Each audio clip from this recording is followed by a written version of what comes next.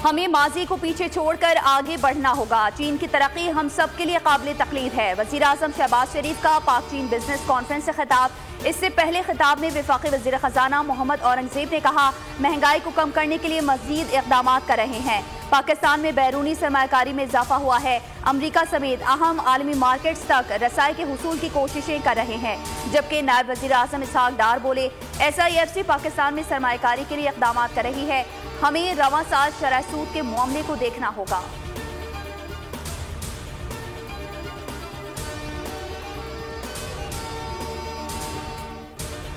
पाकिस्तान की मईशत को आसमान पर ले जाने का आज़म। वज़ीर आज़म शहबाज शरीफ का दौरा चीन। चीनी टैग कंपनी के चेयरमैन से शेंजिन में मुलाकात। चीनी कंपनीज का पाकिस्तान में मोबाइल फोन्स की तैयारी, इलेक्ट्रिक बाइक्स, जदीद ज़राअत और फन टैग में सरमायाकारी पर दिलचस्पी का इजहार।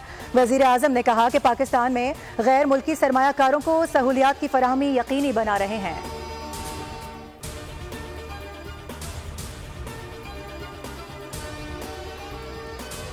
फैसल वावडा और मुस्तफा कमाल के खिलाफ तौहीन अदालत केस की समाअत। दोनों रहनुमा अदालत में मौजूद। अदालत के अहाते में कारकुनान की बड़ी तादाद मौजूद।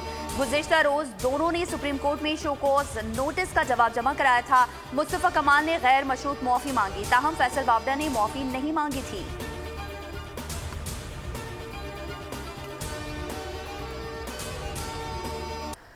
वफाकी बजट 12 जून को पेश किया जाएगा। तैयारियां मुकम्मल। NEC का इजलास 9 जून को होगा। इक़्तिसादी सर्वे 11 जून को पेश किया जाएगा। वफाकी हुकूमत का रियल एस्टेट सेक्टर को टैक्स नेट में लाने, प्रॉपर्टी खरीदने और बेचने वाले फाइलर्स और नॉन फाइलर्स दोनों के लिए टैक्स की शरह में इजाफे की मुख्तलिफ तजावीज़ पर गौर।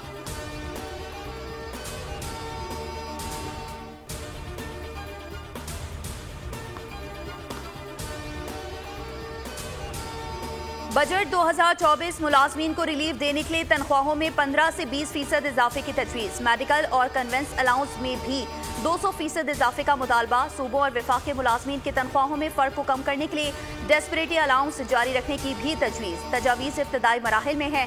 हतमी फैसला वज़ीर आज़म वज़ारत ख़जाना और काबीना की मुशावरत से करेंगे।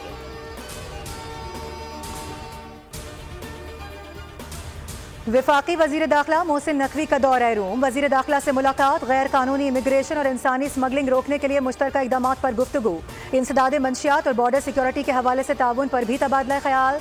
वज़ीर दाखिला ने कहा कि गैर कानूनी तरीके से इटली जाने वाले पाकिस्तानियों का दाखिला रोकना होगा।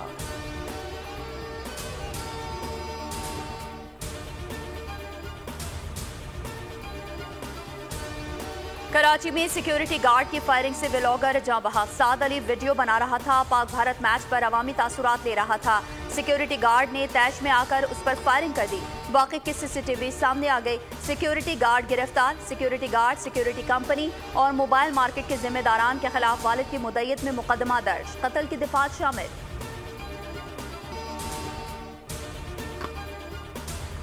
साद अली वालिदैन का इकलौता बेटा और 2 बच्चों का बाप था। जॉबलेस था।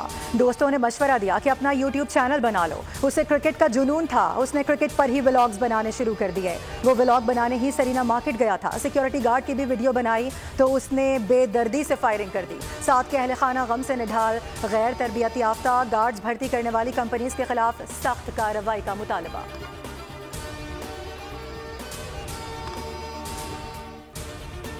भारत के लोकसभा इलेक्शन। मोदी की बीजेपी एक दहाई बाद अक्सरियत से महरूम। आम इंतखाबात ने नशिस्तें खोने के बावजूद हुक्मरान इत्तेहाद को बढ़तरी 295 नशिस्तें जीत ली। अपोजिशन इत्तेहाद ने 231 सीटें अपने नाम की। नरेंद्र मोदी लगातार तीसरी बार वजीर आजम बनने के लिए तैयार। इत्तेहादियों के साथ मिलकर हुकूमत साजी के लिए कोशिशों का आगाज। नरेंद्र मोदी से भारतीय बेजार। अब की बार 400 पार का नारा नाकाम हो गया।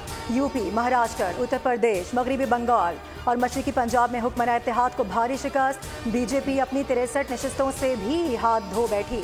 हरियाणा और राजस्थान में भी कांग्रेस इत्तेहाद का पलड़ा भारी। तमिलनाडु में भी मोदी की बीजेपी का सफाया। नताइज सामने आने के बाद मोदी के इस्तीफे का मुतालबा जोर पकड़ गया। भारत में लोकसभा इंतखाबात शफाफियत पर सवाल उठ गए। एग्जिट पोल्स में मोदी के तीसरी बार वजीर आजम बनने की पेशगोई। उधर सरकारी मशीनरी भी अपोजिशन जमातों के खिलाफ सरगर्म। मजिस्ट्रेट्स और क्लर्क्स को डराने धमकाने लगे। अपोजिशन जमातों की शदीद तनकीद और तहफ़्फ़ुज़ात का इजहार। राहुल गांधी ने एग्जिट पोल्स को मोदी का मीडिया पोल्स कहकर मुस्तरद कर दिया। दिल्ली के वजीर आला अरविंद केजरीवाल ने एग्जिट पोल्स को जाली करार दे दिया। इसराइली फौज की गजा पर बमबारी जारी। मजीद 80 फलस्तीनी शहीद कर दिए गए। मरने वालों में खवातीन और बच्चों की बड़ी तादाद मौजूद। इसराइली फौजें ब्रीच के इलाके रेफ्यूजी कैंप में घुस गईं।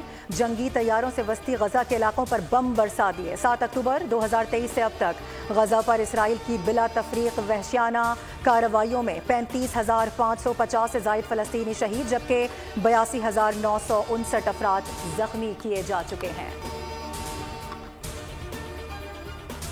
हरदीप सिंह निजर कत्ल केस। कनाडा में गिरफ्तार मुलजिम अमनदीप सिंह पर फर्द जुर्म आयद। अमनदीप सिंह को एंटोरियो में एक शादी की तकरीब के दौरान गिरफ्तार किया गया।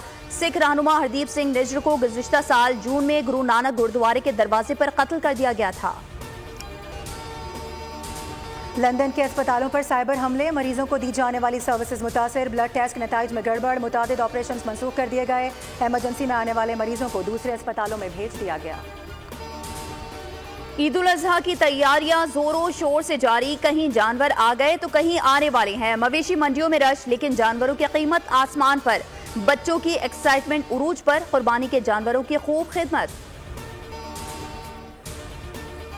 पाकिस्तान रेलवे का ईद पर 3 स्पेशल ट्रेनें चलाने का ऐलान। 2 कराची से चलाई जाएंगी, एक कराची से पेशावर, दूसरी कराची से लाहौर और साहिवाल जाएगी।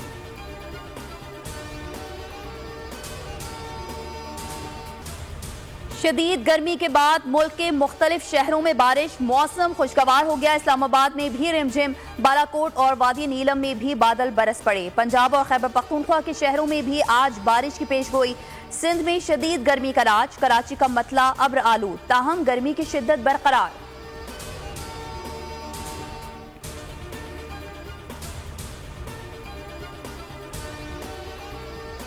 T20 वर्ल्ड कप के सनसनीखेज मुकाबले जारी। इवेंट के 7वें मैच में नीदरलैंड्स ने नेपाल को 6 विकेटों से शिकस्त दे दी। नीदरलैंड्स 107 रन का हदफ 19 ओवर्स में 4 विकेटों पर पूरा कर गया। फातेह टीम के मैक्स की निस्फ सेंचुरी। इंग्लैंड और स्कॉटलैंड का मैच बारिश के बायस मंसूख। ग्रुप ए के मैच में आज भारत का मुकाबला आयरलैंड से होगा।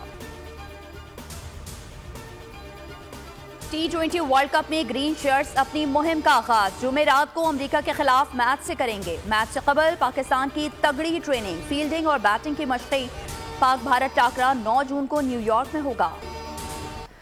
वर्ल्ड कप जीतने का आज़म लेकर अमेरिका आए हैं। टीम पर भरोसा है, अच्छा खेलेगी। कप्तान बाबर आजम पुराज़म कहते हैं बॉलर्स अच्छा परफॉर्म कर रहे हैं, लेकिन सीनियर खिलाड़ियों को आगे बढ़कर जिम्मेदारियां निभानी होंगी।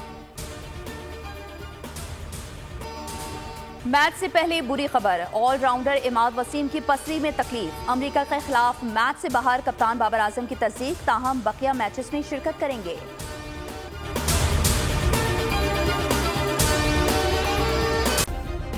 सब्सक्राइब करें और बेल दबाएं ताकि कोई खबर रह न जाए।